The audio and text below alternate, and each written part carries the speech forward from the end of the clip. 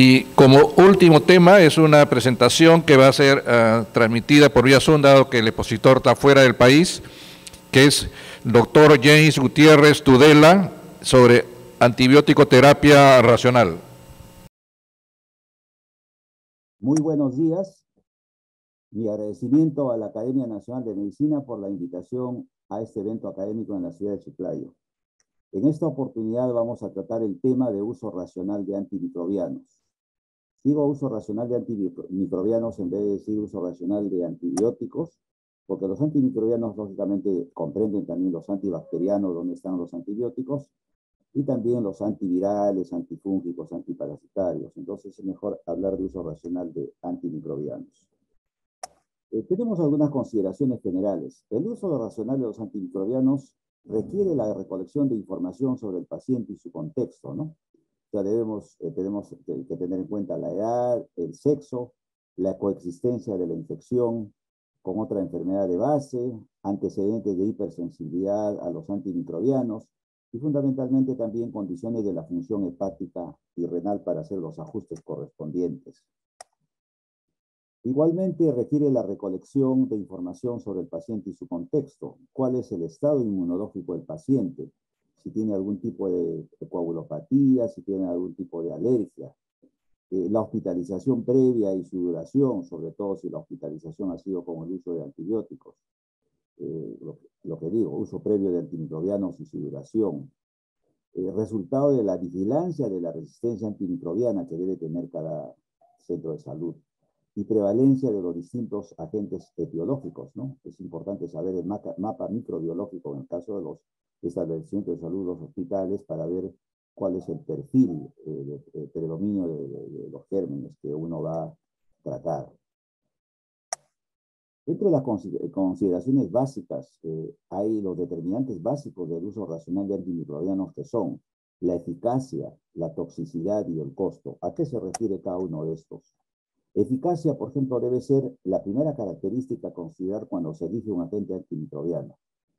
El objetivo es prevenir una infección o tratar una infección establecida.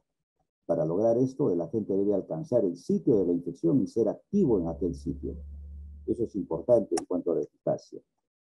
La toxicidad, por supuesto, hay que conocer del antimicrobiano. Los antimicrobianos afectan al paciente, afectan la ecología microbiana del hospital y la comunidad y la flora interna del ser humano. El uso indiscriminado de agentes antimicrobianos reduce lógicamente su efectividad. La toxicidad individual, sabemos, puede ser de tipo idiosincrática o acumulativa. Son consideraciones básicas en el uso racional de antimicrobianos. Finalmente, el costo es importante también considerar. Hay que considerar el precio de una dosis única de un antimicrobiano, ¿no? Que no es lo mismo, no es la mejor forma de analizar el costo, o sea, se refiere a la dosis única. Los costos de administración y monitoreo deben añadirse al precio unitario, ¿no?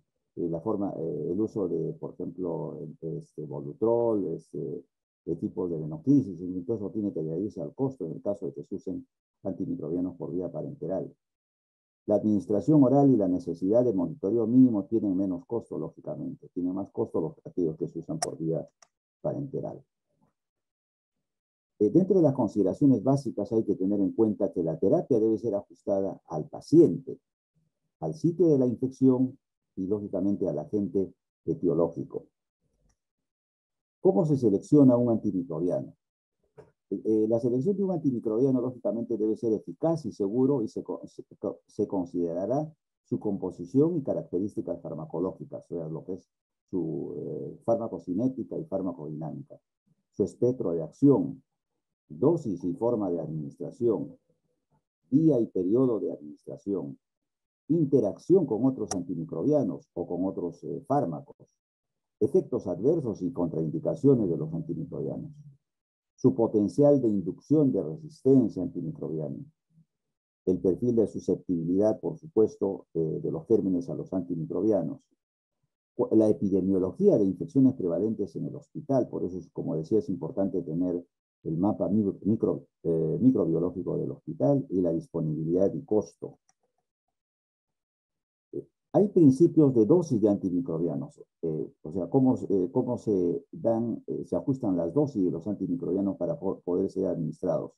Los agentes que tienen un amplio margen entre los niveles terapéuticos y tóxicos, como las penicilinas y cefalosporinas, se dan en dosis estandarizadas.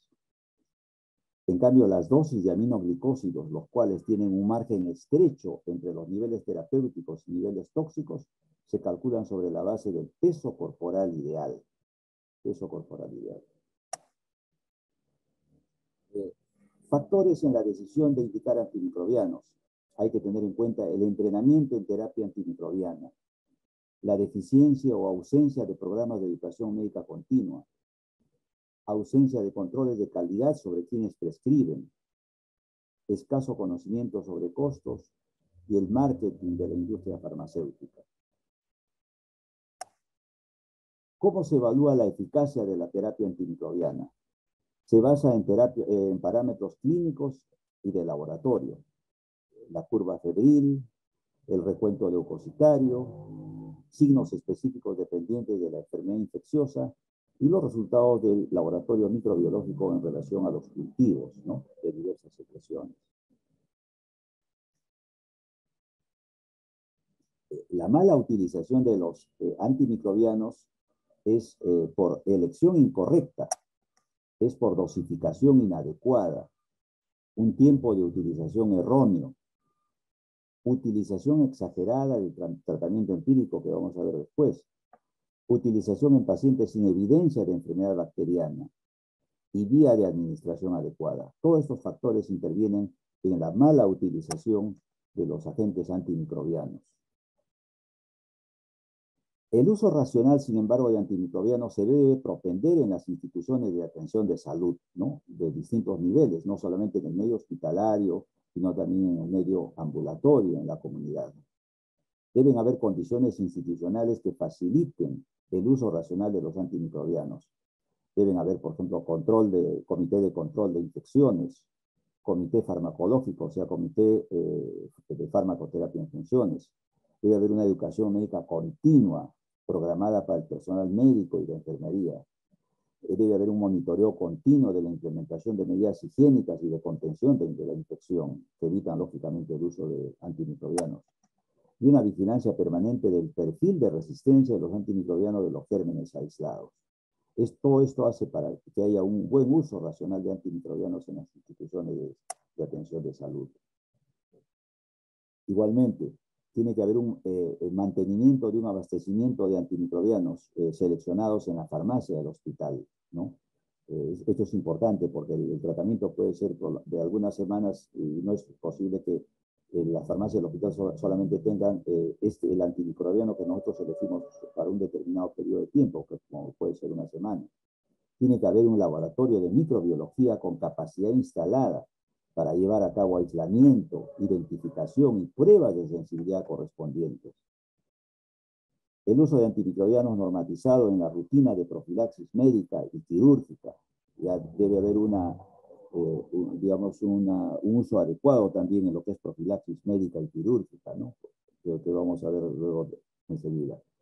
Uso normatizado de antimicrobianos para el tratamiento de las infecciones prevalentes y difusión de información sobre la eficacia y seguridad de los antimicrobianos y su costo. ¿Cómo se establece un programa de uso racional de antimicrobianos? En primer lugar, hay que vigilar el uso de antimicrobianos. Hay que restringir el petitorio de antimicrobianos al mínimo necesario. Hay que revisar periódicamente el petitorio conforme a diversos cambios como costos y sensibilidad o a lo mejor aparición de nuevos antibióticos, como vamos a ver al final. Y organizar, como decíamos más antes, programas educativos para el cuerpo médico. Igualmente, dentro del programa de uso racional de antimicrobianos hay que crear guías para el tratamiento y profilaxis. Establecer formularios para el uso de algunos antimicrobianos, lo que ayudará a detectar errores más comunes. O sea, no se trata solamente de prescribir algunos tipos de antibióticos, sino hay que establecer formularios, llenar formularios para el uso adecuado de los antimicrobianos. Hay que propender o requerir la interconsulta con un especialista sobre el uso de antimicrobianos en situaciones definidas, ¿no? Básicamente esto lo hacen los médicos internistas y los médicos infectólogos. Igualmente, solicitar la interconsulta con un especialista para la continuación del tratamiento, en el caso de que el antibiótico se tenga que usar por larga duración, larga data. Informar a los médicos sobre el impacto de sus decisiones en el presupuesto y en la ecología bacteriana. Revisar los resultados de las pruebas de sensibilidad e identificar los gérmenes más frecuentes en infecciones nosocomiales. Como decíamos antes, tener un mapa microbiológico del centro de salud, del establecimiento de salud o del hospital. Igualmente, dentro del programa de uso racional de antimicrobianos está establecer que los antibiogramas sean informados con el patrón de sensibilidad para el agente identificado y luego para los agentes multiresistentes. Controlar la propaganda de los representantes del laboratorio dentro del hospital, esto es importante también. Y realizar una auditoría cuando sea necesario, según la opinión de un especialista. Auditoría, lógicamente, al uso racional de antimicrobianos.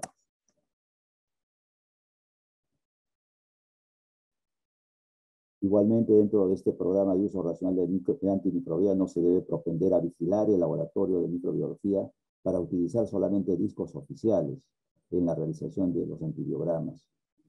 Usar el nombre genérico del fármaco en los resultados, no nombres comerciales. Restringir las referencias a la sensibilidad y resistencia de los agentes antimicrobianos.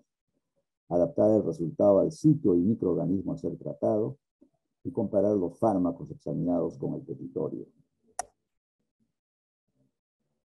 Como ejemplo, vamos a poner dentro del programa de uso racional de antimicrobianos, disminuir el uso, por ejemplo, de vancomicina, que es un glicopéptido de uso muy común a veces en la práctica médica, hospitalaria. Entonces, como un ejemplo del uso racional de antimicrobianos, el uso de este glicopéptido debe estar restringido a tratamiento de patógenos gram positivos resistentes a la meticilina, o también tratamiento de patógenos gram positivos en pacientes con una clara historia de alergia a la penicilina. Si hay alergia a la penicilina, la opción terapéutica es la vancomicina. Profilaxis de endocarditis infecciosa en pacientes con alergia severa a la penicilina. Profilaxis de una dosis en la inserción de prótesis. Terapia oral para enterocolitis por Clostridium difficile en pacientes que fallan al metronidazol. O sea, el uso de la vancomicina debe estar restringido a estas situaciones.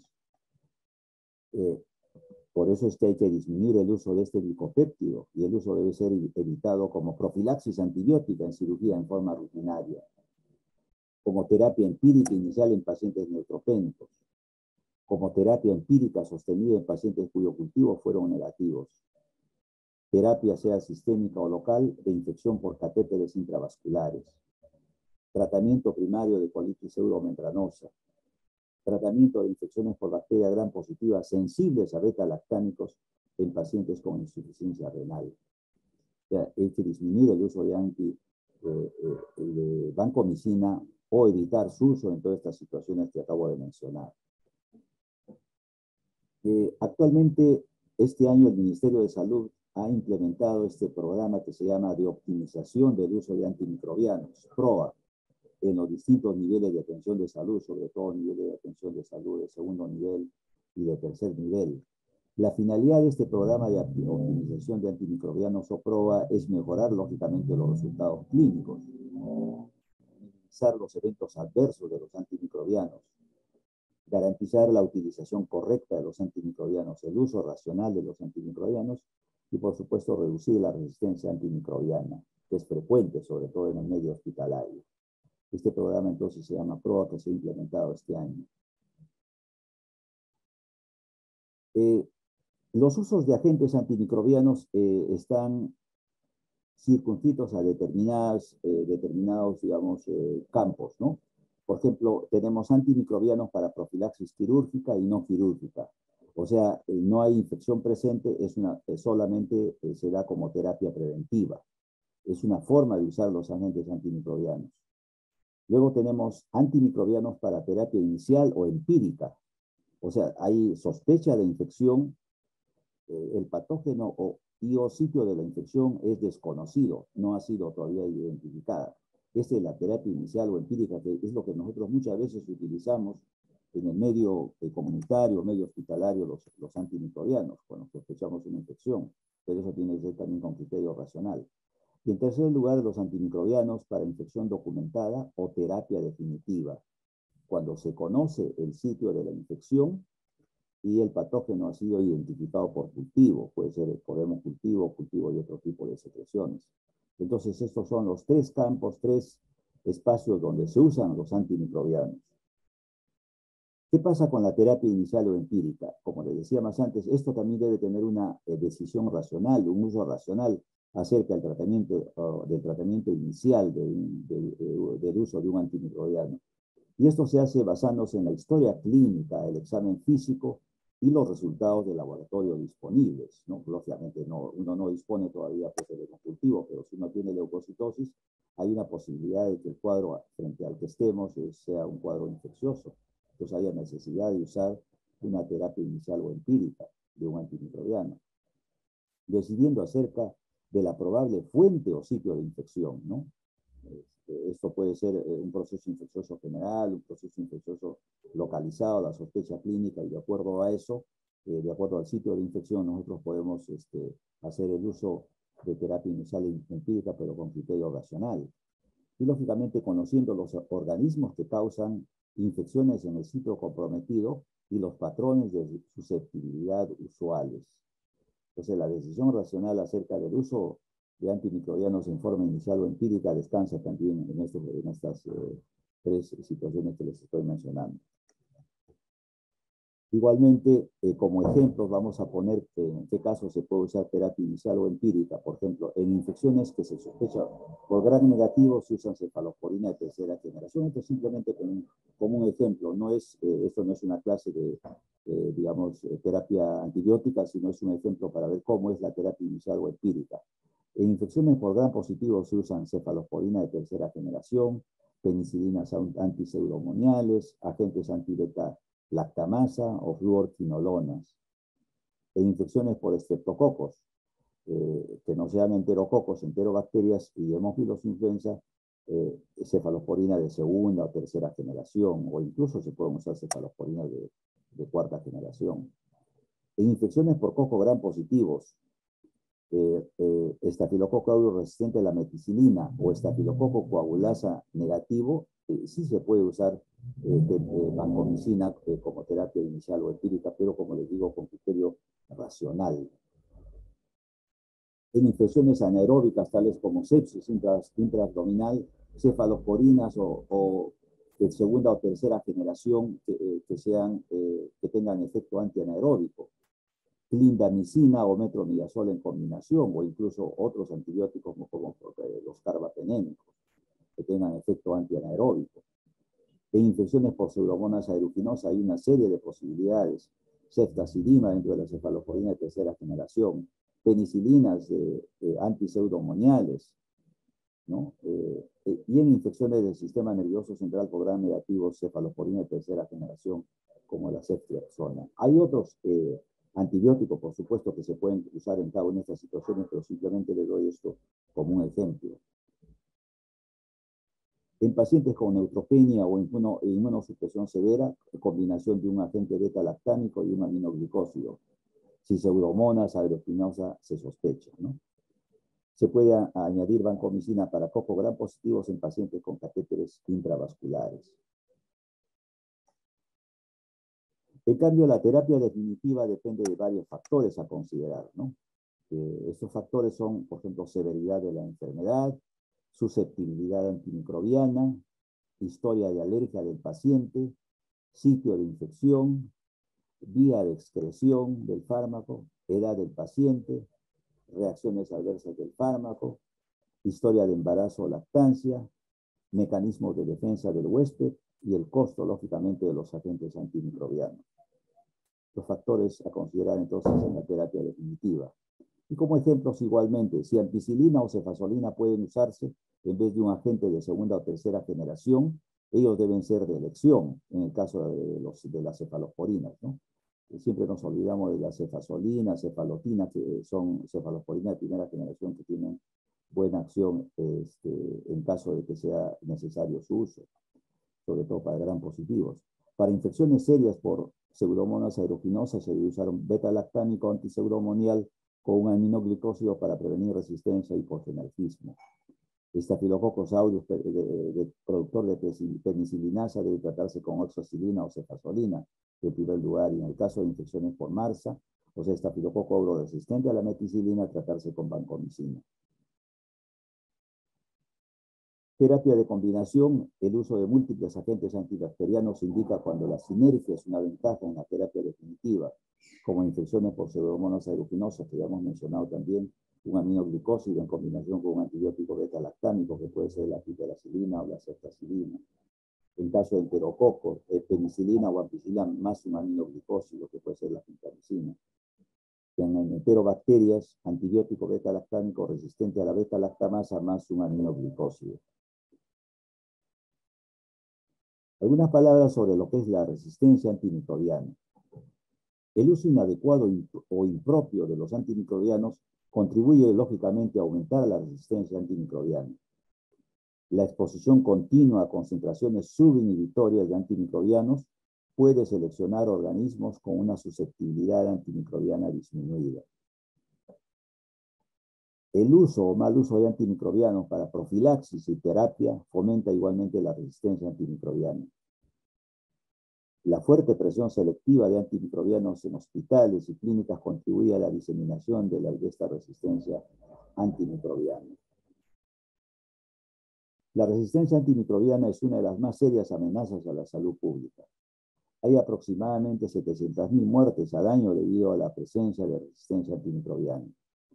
Y estas dos son importantes a raíz de la pandemia. Las estrategias para combatir la RAM, o sea, la resistencia antimicrobiana, se están complicando en la era de la pandemia de la COVID-19, porque ha habido un uso indiscriminado de antimicrobianos en la comunidad y en hospitales, especialmente en etapas tempranas de la COVID-19, cuando no se necesitaba realmente dar antibióticos, se dan antibióticos. Eso es importante considerar para el desarrollo de resistencia antimicrobiana. En la década pasada han surgido una serie de antibióticos nuevos que es importante conocerlos. No hago mención a la mayor parte de ellos en el desarrollo de la charla que he dado, pero es importante conocer estos nuevos antibióticos que han surgido. Por ejemplo, en el año 2013, la telavancina, el 2014, la albavancina, oritabancina, el tedisolid, que es la de la misma familia de linezolid, y la asociación interesante de la ceftolazona con el tazobactam, que actualmente está en circulación, o sea, está en uso terapéutico también en nuestro medio. Así como en el 2015 la ceftazidima avibactam, o sea, cefalosporina de tercera generación, unidos a inhibidores de beta-lactamasa. El 2017 la delafloxina o de la floxacino, que está también usándose en nuestro medio, y la asociación meropenem-vaborbactam, o sea, un carbapenémico más un inhibidor de una beta-lactamasa. El 2018 la plazomicina, la omadaciclina, la erabaciclina. Y el 2019 la lascufloxacina, el lefamulin, esta asociación interesante, imipenem-cilastatina con el relebactam, que todavía no tenemos en nuestro medio, y el cefiderocol. Esto fue el año 19. Entonces, estos antibióticos han surgido en la década pasada y es importante conocerlo. Algunos, como les digo, están ya de uso en nuestro medio, como es el ceftolozano tazobactam y la ceftazidina avibactam, así como el de la floxacina. Estos antibióticos mayormente son de amplio espectro. Esto es lo mismo que les he mencionado, la ceftazidina con avibactam, ceftolozano con tazobactam, imipenem cilastatina con relebactam, meropenem con vaborbactam, cefiderocol, plazomicina, omadaciclina, erabaciclina, delafloxacino, lascufloxacino y el lefamulin. Mayormente son antibióticos de amplio espectro que tienen su uso en enterobacterias, son antiseudomoniales, se usan para Acinetobacter multiresistente, en fin, una serie de gérmenes difíciles de tratarlos alguna vez. La Organización Mundial de la Salud finalmente ha establecido 3 grupos de antibióticos que es importante conocerlos. Acá tenemos en verde el grupo que se llama de acceso, en amarillo el grupo precaución y el último grupo es el grupo de reserva, ¿no? En el grupo, por ejemplo, de acceso incluye los antibióticos con actividad frente a una amplia gama de microbios patógenos que por lo común son susceptibles y poseen un potencial de resistencia menor. Ahí tienen ustedes, pueden ver la amicacina, amoxicilina, ampicilina, cefalexina, cefazolina, cefalosporina de primera generación, tienen clindamicina, doxiciclina, gentamicina, metronidazol, benzilpenicilina, trimetoprim sulfametoxazol dentro de las sulfas. Todos estos antibióticos son de uso común y están dentro de este grupo de acceso, ¿no? Con actividad frente a ¿qué es lo que mayormente usamos en la práctica clínica, este tipo de antibióticos? En el segundo grupo de precaución, ya están unos antibióticos y clase de antibióticos que presentan un potencial más alto de resistencia, entre ellos la mayor parte de los medicamentos de máxima prioridad, entre los antimicrobianos de importancia decisiva para la salud humana, y los antibióticos que plantean un riesgo elevado de selección de bacterias resistentes. Se les deberá conceder prioridad como blancos claves de los programas nacionales y locales de optimización y vigilancia. Acá ya se encuentran la acitromicina, cefixima, cefotaxima, ceftazidima, ceftriaxona, o sea, cefalosporina de segunda y tercera generación, la ciprofloxacino, claritromicina, meropenem, piperacilina, tazobactam y vancomicina, ¿no? Y el tercer grupo que está en rojo es el grupo de reserva, incluye los antibióticos y clases de antibióticos que deberían reservarse para el tratamiento de infecciones confirmadas o presuntas causadas por microorganismos multiresistentes y considerarse como opciones de último recurso. Aquí está la asociación que he mencionado más antes, ceftazidima mazavibactam, la colistina, fosfomicina, linesonib, igualmente esta otra asociación que es el meropenem vaborbactam, la plazomicina y la polimicina B. Como les digo, esta es una clasificación que hace la Organización Mundial de la Salud. Es importante también conocerlo para hacer un uso racional de los antimicrobianos. Esta es la última diapositiva, creo. Con esto damos por terminada esta presentación y les agradezco por su participación en este importante evento académico que desarrolla la Academia Nacional de Medicina. Muchas gracias.